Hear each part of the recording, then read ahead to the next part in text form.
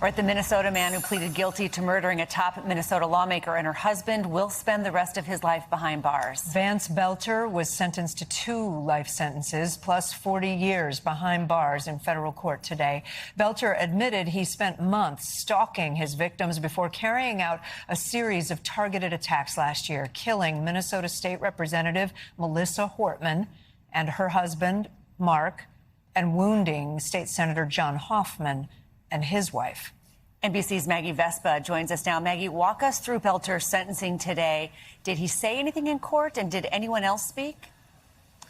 Yeah, Christine, yes to all of the above, but we'll start with the sentencing. Basically, those 2 life sentences plus 40 years to be served consecutively. It was what prosecutors were asking for after the death penalty was taken off the table when Belcher pleaded guilty earlier this year. We have sketches from inside the courtroom. You can see him sitting there in that orange jumpsuit. We were told by the reporter there, and you can see it. He now has a goatee, and he's thinner than he was when he was caught. And again, everybody involved spoke in court. We'll start with Senator John Hoffman, again, the state senator who was injured in this attack but survived alongside his wife. He said, quote, he, talking about Belcher, tried to silence voices. He tried to silence my family through fear, to send a message that violence is stronger than democracy. That failed.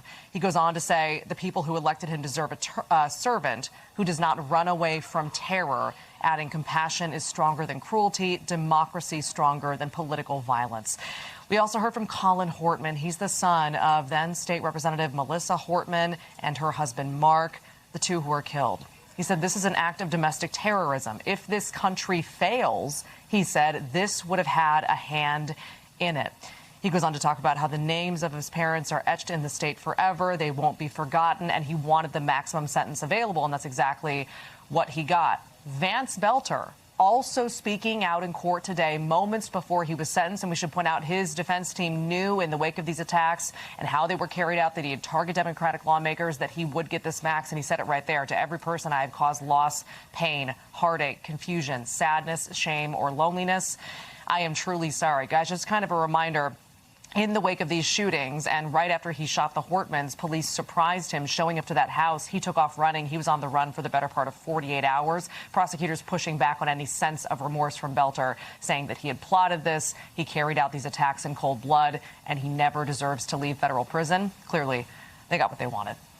All right, Maggie Vespa, thanks so much, Maggie.